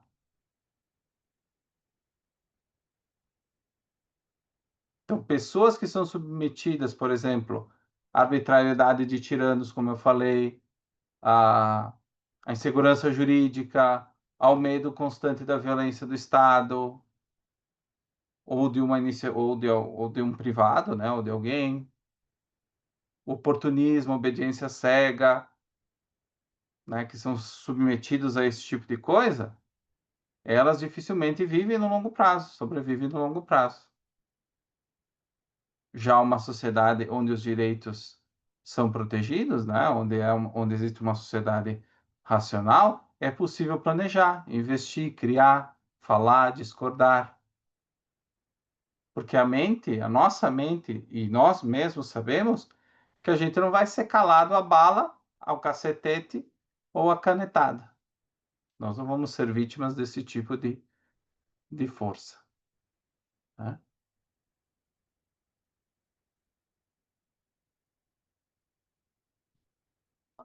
Alguma pergunta, pessoal?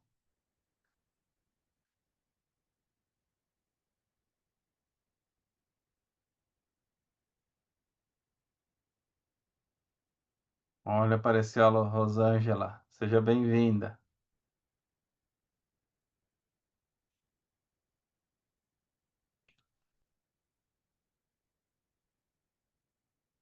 Conseguir ouvir, melhor ficar sem o vídeo. Facilita. Que bom, seja bem-vindo. Então, pessoal, nós vamos para as últimas duas perguntas ali de hoje e a segunda parte do capítulo 10 a gente vai fazer na aula seguinte, porque é de fato muito material. E depois vou passar um resuminho, então, dessa aula de hoje também, junto com o link amanhã da gravação, para que vocês possam ter isso bem forte, bem claro, para que a gente possa seguir depois, na próxima aula, falando de governo, falando de estatismo e tantas outras coisas interessantes. Um ponto que o Eric trouxe antes, né? Ele fala um pouco da natureza cognitiva dos direitos, né? E o que isso significa, né? A resposta para isso é a resposta para a pergunta: que tipo de coisa é um direito na nossa mente? A gente tem falado direitos no mundo como um todo, né? O direito à liberdade de expressão, esse tipo de coisa. Então, na nossa mente, o direito é o que é um sentimento, é uma convenção arbitrária, é uma revelação religiosa, ou é algo mais robusto? Né? Na abordagem objetivista, direitos têm a mesma natureza conceitual, né, que qualquer princípio ético objetivo. São conceitos abstratos que integram o quê? fatos sobre a natureza humana e a vida em sociedade. Eu não tiro direitos da minha cabeça ou de outro lugar que eu poderia citar aqui vulgarmente. Não sai do nada da minha cabeça, de um saquinho plástico. Não é daí que saem os direitos, né?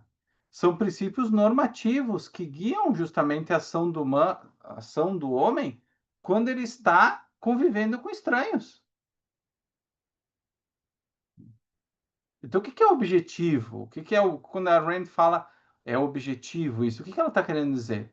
Que não depende do gosto de ninguém, mas que derivam de fatos. O homem é um ser racional que vive pela ação, a força impede esse processo, logo é preciso um princípio que proíba a iniciação da força e defina a liberdade de ação de cada indivíduo.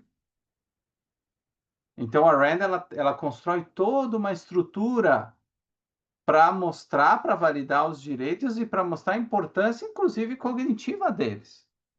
Mostrando que eles não são alguma coisa que surgiu na cabeça do Matheus, da Rosângela, do Eric, aí ela falou e se tornou direito. E se tornou a definição. Não é isso. Lembra que o objetivismo sempre pede para que a gente volte para a realidade. As virtudes são a conexão do nosso eu com a realidade. E agora, quando nós falamos de direito, é a nossa relação do eu dentro de um contexto social, dentro de uma realidade que existe, do mundo, das outras pessoas. Então, isso implica que direitos não são sentimentos. Por exemplo, indignação, empatia, piedade, raiva, pode motivar alguém a falar de direitos. A gente discutiu muito, né, Rosângela, esse sentido muito tempo, né? Esses sentimentos de indignação, de raiva, que fazem a gente falar de direitos, do que é certo e de errado. Mas não são a Exato. fonte deles, né? Mas não são a fonte deles.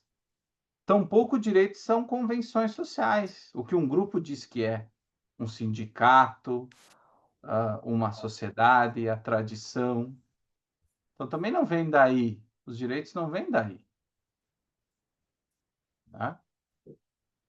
Por exemplo, decidir dirigir do lado direito ou esquerdo da rua. É diferente aqui no Brasil e na Inglaterra? Isso é uma convenção social, isso não é um direito.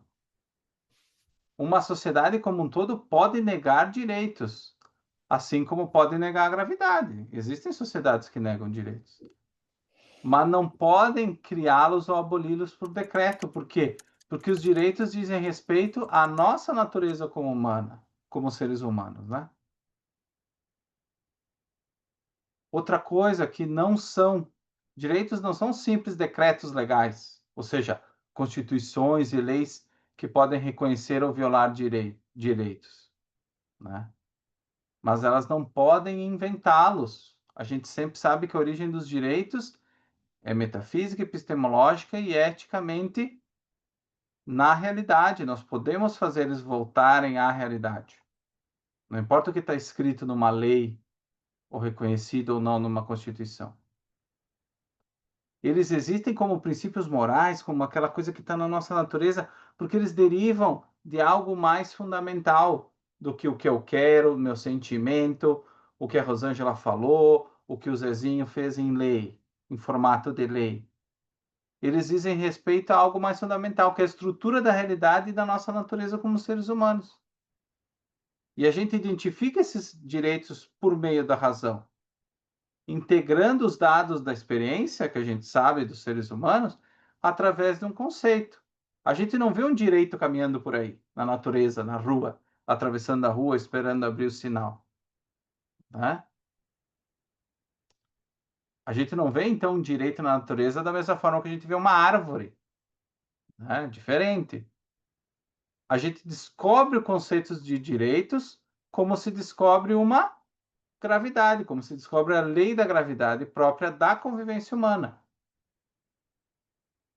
Existe, então, a possibilidade de nós falarmos de certa forma, de uma lei da convivência humana. E a política está aí para a gente entender como a gente descobre, através da nossa razão, essas coisas que dizem respeito ao o que há de mais fundamental em nós, que dão origem aos direitos.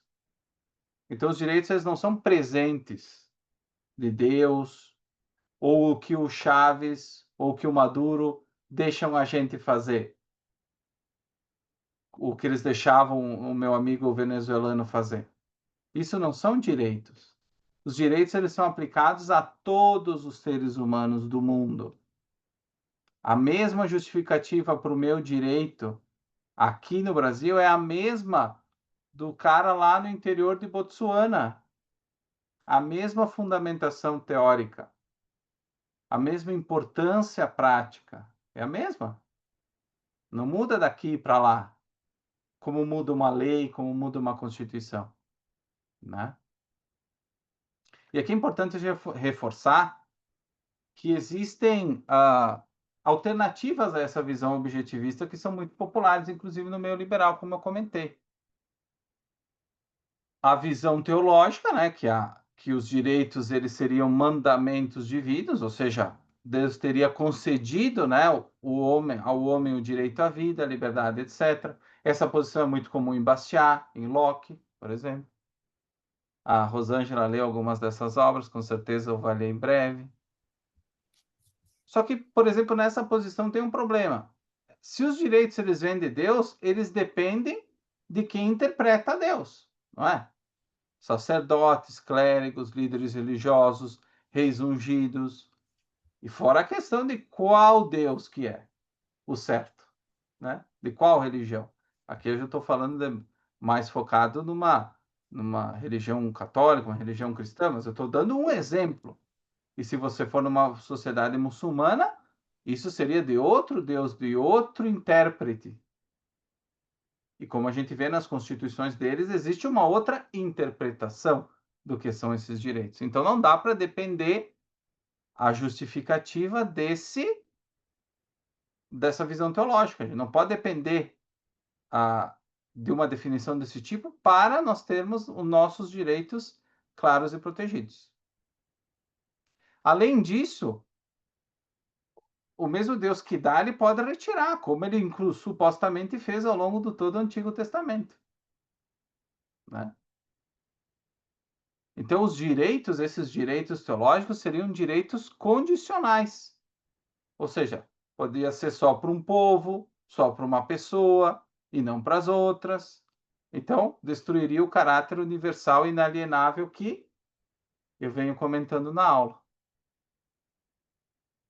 A própria religião, como a gente viu, né, a natureza dela não fornece uma teoria da ação humana racional como meio de sobrevivência. Logo, a gente não tem como justificar direitos como proteção dessa ação. Então, essa é uma visão que existe, inclusive, no mundo liberal muito comum. A segunda alternativa à visão objetivista é ver os direitos como convenções sociais ou criação do Estado. Ou seja, coisas que existem em contratos sociais, decisões da maioria, ou positivismo jurídico, que está muito na moda hoje, né, no Brasil. Então, nessa visão, os direitos existem porque a Constituição diz que existem. A Constituição brasileira de 88 é um exemplo perfeito disso, né? Então, se criam milhões de direitos e eles só são direitos porque eles estão inscritos na Constituição. Eles não têm nenhuma outra base que não seja isso. Alguém colocou lá e escreveu. Como poderia ter colocado na Constituição? Todos devem trabalhar e dar uma parte da sua riqueza para o Mateus. Isso poderia ter sido um direito. É que eu não estava lá na hora de fazer, mas poderia ter sido. Por que não? Né? Então, o problema dessa parte é o quê? Se os direitos dependem do Estado, eles não podem existir contra o Estado. Então, o Estado pode fazer tudo o que ele quiser. Então, se são convenções, também tem outro problema. Eles podem ser modificados sempre que a maioria mudar de ideia. Então, eu posso ter direitos no nazismo, que são diferentes dos direitos do comunismo, da teocracia, da democracia liberal. Eu não vou ter um critério racional para julgar um sistema contra o outro. Porque se a convenção é que a maioria daquelas pessoas dentro de uma determinada cidade, de um determinado país decidiram que é direito, como é que eu posso comparar com outra? Não tem critério. né? Fala, Eric. E essa segunda vertente, ela aconteceu na Alemanha nazista, né? É o exemplo mais claro que nós temos aqui, porque Hitler ele não tomou o poder, ele foi eleito. E ele Exatamente. foi eleito mudando na Constituição e permitindo aquela caça às bruxas aos judeus da época. Aquilo tudo que ele fez era moralmente, né, ética e moralmente reprovável. Mas legalmente, ele fez tudo que estava escrito. Tudo que ele poderia fazer estava escrito. Tudo que ele fez estava escrito na Constituição, da Alemanha nazista. E eu, quando estudei isso na faculdade, eu achei bizarro. Eu falei, caramba, como que isso foi permitido, sabe? Como que esse cara conseguiu fazer o que do que ele fez, tendo o apoio da Constituição para isso? A primeira vez que eu tive essa aula, eu tomei um baque de realidade, sabe? Era, acho que foi o quê? Primeiro, segundo período, talvez, da faculdade, tinha acabado de entrar. Eu tava tentando entender as coisas e eu achei isso muito bizarro. Isso me assustou demais, demais. Exatamente. Então, nessa segunda alternativa, o Estado ele deixa de ser guardião de algo anterior a ele e ele passa a ser o fabricante dos próprios direitos que o limitariam. No caso, por exemplo, do nazismo, não existia mais nenhum tipo de limite, né? Ou seja, qualquer tipo de abuso passaria a ser legítimo, passaria a estar de acordo com a lei. Podia ser imoral, tudo certo, antiético, mas legal, possível de fazer na lei, de acordo a confirmação de uma maioria. E nós temos uma terceira alternativa, que hoje é muito comum, que é tratar os direitos como desejos emocionais ou necessidades sentidas, que talvez seja o pior de todos. Tudo aquilo que deveria existir para todo mundo vira um direito humano. Por exemplo, direito ao amor, ao afeto, ao respeito, ao emprego, à moradia, à autoestima, ao sucesso. Só que o problema aqui é qual, né? É a confusão total entre valores pessoais, coisas que é bom ter, ninguém está dizendo que essas coisas são ruins de ter, e direitos universais que a gente está falando. Coisas que ninguém pode impedir você de buscar, que são verdadeira natureza, verdadeiro tipo de direito, né? Os direitos negativos. Então, quando necessidades passam a ser vistas como direitos, eu tenho muitas necessidades que eu ainda não supri, né? Eu abro espaço para sacrificar terceiros em nome dessas necessidades. Se alguém precisa de X e X é um direito, então alguém terá de fornecer, alguém vai ter que ser forçado a fornecer, como a gente falou. O desejo vira justificativa para a coerção. E como assim? Não, temos que criar um programa social para salvar os periquitos lá no interior do Pará. Isso não é minha vontade, não é o meu desejo. Eu não quero investir nisso. Mas vai existir uma lei, um novo tributo. Eu vou ser forçado, né, a pagar por isso também. Como tantas outras coisas que nós pagamos no Brasil, né? Então, esse discurso de direitos ele se torna um instrumento do estatismo, que a gente vai ver depois o que significa, e uma forma de ressentimento. Eu passo a ressentir o meu próximo. Eu passo a ressentir a sociedade na qual eu vivo, que é um tema que eu discuti com a Rosângela também em outro momento. Eu passo a ver o meu próximo com ressentimento. Não inveja, com ressentimento. Porque eu sei que lá no fundo ele está me forçando, ou o meu governo, ou a minha cidade, ou o meu bairro está me forçando, através do imposto, através de uma iniciativa, a eu colaborar de forma coercitiva, né? Ou seja, com alguém apontando uma arma para mim, na minha cabeça, a eu agir de determinada forma. Então é importante notar que necessidade não gera direito. Se a minha necessidade automaticamente gerasse obrigações em você, você deixaria de ser um agente livre e se tornaria um servo permanente das minhas necessidades, das minhas carências. E a gente vê isso muitos nas relações pessoais também, que a gente fala de governo e tudo mais, mas muitas pessoas vivem relacionamentos dessa forma também, infelizmente. Tá? Então, direitos são conceitos objetivos, identificados pela razão, baseados em fatos sobre a nossa natureza e sobre o funcionamento da sociedade. Isso são direitos objetivos. Quando a gente fala de mandamentos, convenções, emoções e necessidades, a gente está buscando forma de fugir dessa objetividade, transformar o quê? Os direitos em qualquer coisa que um grupo poderoso queira impor, seja ele qual for. Né? Então, para fechar a aula de hoje, nós vamos falar de individualismo e coletivismo. E aí a gente vai entrar na questão do governo na próxima aula, para não ficar muito pesado. E aí nós vamos trabalhar na próxima aula o que é o governo, as sessões 2 e 3 do capítulo do par. Quem já ouviu falar na realidade, assim, né, popularmente falando, em individualismo e coletivismo, né? Individualismo, para a sociedade como um todo, ela é tratado como algo, um palavrão, né? Um sinônimo de egoísmo, cego ou isolamento social. Esse aí é individualista, né? Esse aí ele quer viver numa ilha. Esse é um misantropo, praticamente. Ele odeia a sociedade. Esse é o individualista para o público em geral, né? Aquele cara que ele quer ficar longe, longe de tudo e de todos dessa sociedade. Ui, que nojo, né? Que coisa que é um atomismo, né? É um átomo.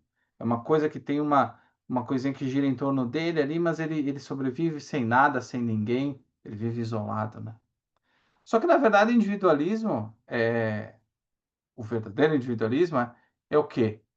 É a doutrina segundo a qual o indivíduo é a unidade moral básica da sociedade. Ou seja, significa reconhecer que cada pessoa tem valor em si mesma, que a sua vida é um fim em si mesmo, que a minha vida é um fim em si mesmo, e não um mero instrumento para fins alheios. Ou seja, não vou trabalhar que nem um burro de carga para pagar imposto para sustentar os outros. Um exemplo, né? Isso tu pode aplicar na tua vida pessoal também. Serve a mesma coisa. Então, pro objetivismo, o indivíduo é a unidade moral básica da sociedade. Para outras tradições, por exemplo, como o conservadorismo, muitas vezes é a família que é a unidade moral básica da sociedade. Na China, por exemplo, não se fala de individualismo, se fala de você ser parte de uma família. O que vem primeiro é a família, é o coletivo, é o grupo. É uma unidade que não é o indivíduo, que diz respeito a um grupo de pessoas, ou a tribo, né? O Eric coloca muito bem ali. Então, num sistema individualista, a razão do indivíduo é soberana sobre a vida dele. Então, cada um pensa por conta própria, escolhe os seus valores, né? Sejam eles quais forem, e assume as consequências. Então, os direitos individuais que a gente viu até agora, eles funcionam como fronteiras que limitam a ação dos outros e do Estado. E a minha também. Garantindo que ninguém seja sacrificado, física, econômica ou moralmente, para o bem de terceiros. Então, o Estado, se existe, ele existe para proteger o indivíduo e não o contrário. Ele não existe para proteger os amigos do rei, ele não existe para proteger os sindicalistas, ele não existe para proteger os funcionários públicos. Não é isso. E é importante notar, como eu falei, que isso não significa ausência de cooperação, empatia ou vínculos comunitários. O individualista não é aquele cara que ele sente prazer na pobreza, na destruição, na poluição, que ele não tem colaboração com ninguém, ele não sente empatia por alguém que está em dificuldades, né? Muito pelo contrário, né? Só onde indivíduos são livres para escolher com quem se associar, é que a gente tem aqueles vínculos verdadeiros de amizade, amor, caridade, solidariedade. É nesse ambiente que eles se tornam valores morais genuínos.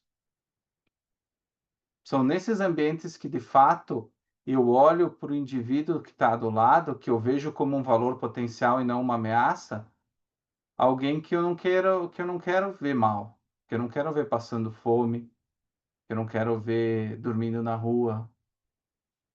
Quantas vezes você vê uma pessoa assim, e por mais que você não saiba quem é, você diz assim: "Pá, mas olha que situação". Numa sociedade saudável, se eu puder, eu vou fazer o máximo não para não ver essa, eu vou colaborar, vou participar. Os Estados Unidos é um exemplo muito claro disso, de todas as iniciativas, né, que de ajuda, de comunitária, aquele senso comunitário, né, porque aquele indivíduo, o indivíduo que vive numa sociedade saudável, numa sociedade racional, que protege os direitos, onde que eles são livres para escolher com quem se associar, eles eles não querem ver o seu filho caminhando na rua e passando por cima de pessoas com problemas, morando na rua sem comer. Ele não quer isso, porque não é essa sociedade que ele vê. Ele quer uma sociedade onde o filho dele possa prosperar também. Que ele possa viver da mesma forma legal e com mais opções e com mais possibilidades de viver como ser humano, né? Para ele e para os outros também. Porque quando a gente é obrigado a cooperar, não é cooperação, é coerção. Então, o individualismo é a filosofia social que permite a cooperação voluntária, é única. O comércio, as parcerias, as comunidades voluntárias. Quando cada um existe por si, mas pode escolher livremente se unir a outros em projetos comuns, surge uma sociedade de trocas e não de sacrifício obrigatório. Eu não vejo o outro como alguém que eu vou sacrificar para as minhas necessidades, mas vou ver como alguém com quem eu posso trocar, com quem eu posso crescer, compartilhar valores, né? E a gente sabe, para concluir, né, que o histórico, né, que o oposto disso, do individualismo, é o coletivismo. Que é o quê? Que é a doutrina segundo a qual o grupo, seja ele a classe, a raça, a tribo, a nação, a igreja, a comunidade, o povo, ou mesmo a humanidade abstrata, é a unidade moral primária. E o indivíduo, eu, você, a Rosângela, o Daniel, só tem valor se é parte desse grupo de referência. Então, no coletivismo, o indivíduo não é um fim em si mesmo, ele é um meio. Ele é um meio para fins daquele grupo que está no poder. Então, a minha vida, o meu tempo, os meus bens, eles podem ser sacrificados em nome de interesse comum ou interesses superiores definidos pela liderança do grupo, seja ele qual for, né? Então, a minha única forma de viver no mundo, ela é subordinada a dogmas coletivos, doutrinas ideológicas, tradições religiosas, ordens do partido. Os direitos eles deixam de ser universais, né? Não se pode mais falar nisso, e eles se tornam privilégios da tribo. Então, nós temos vários grupos onde que tem alguns direitos, supostamente proletários, arianos, fiéis, cidadãos de bem, minorias, como é no Brasil, com cotas e tantas outras coisas. E normalmente sempre indígenas, né? Normalmente sempre alguém fica de fora dessa distribuição de supostos direitos, né? Exemplos históricos, a gente já falou, né? Nazismo, comunismo, fascismo, populismos de massa, são variações concretas desse coletivismo. A ideia comum de qualquer um deles é que eles podem dispor da vida do indivíduo como eles quiserem, seja para jogar em campos de concentração, fuzilar, usar em guerras sagradas ou em miséria planejada, como nós vimos na época do Mao, lá na China. Então, não faltam exemplos disso. No coletivismo, obviamente, né, não pode haver direitos individuais respeitados. A lógica do sacrifício do indivíduo não tem limite, corrói qualquer sanção ao poder do Estado. O Estado corre livremente. Já onde o individualismo é levado a sério, os direitos se tornam sagrados. E sagrados não como dogmas místicos, né? Mas como os princípios limítrofes que nem a maioria, nem o governo, nem a tradição podem violar legitimamente. Então, essa é a diferença do coletivismo e do individualismo. Então, pessoal, esse era o conteúdo para hoje que eu pensei. Vocês viram que foi só a primeira sessão do capítulo, né? Do capítulo 10, o governo. Demora um pouco mais, porque é importante a gente refletir um pouco, ter uma base bem sólida sobre essa questão dos direitos, para que a gente não seja presa fácil de demagogos por aí, né? Especialmente no ambiente político no qual nós vivemos. Então, a partir da próxima aula, né, nós fechamos o capítulo falando do que é o governo, né? Começando a falar do governo e depois também passando por estatismo e outras, falando de conservadores, de liberais e tantas outras discussões que não vão ser menos polêmicas também. Então, nós vamos ter diversão garantida para a próxima aula e muito conhecimento também. Então, gostaria de, se tem mais alguma pergunta, obviamente, podem fazer tranquilamente. Não sei, o Érico, o Daniel. A Vitória não tem nenhuma pergunta. Felipe também, que entrou depois, seja bem-vindo. A Rosângela, né? Espero que vocês tenham gostado da aula. Acho que foi uma introdução firme, forte, né, de direitos. E depois, amanhã, também passo para vocês o resumo da aula. E também para quem não poder participar ao vivo, para que possa revisar bem e tenha isso bem claro, porque o destino das sociedades humanas, né, depende disso, né? Não é uma brincadeira, é um assunto muito sério. Então, uma ótima noite, pessoal. Obrigado pela presença de todos aí. Espero vocês na próxima quinta. Um abração, Rosângela, Eric, Daniel. Boa noite, sempre brilhante suas palavras. Obrigada. Obrigado. Um abração, gente. Outro. Tchau, tchau.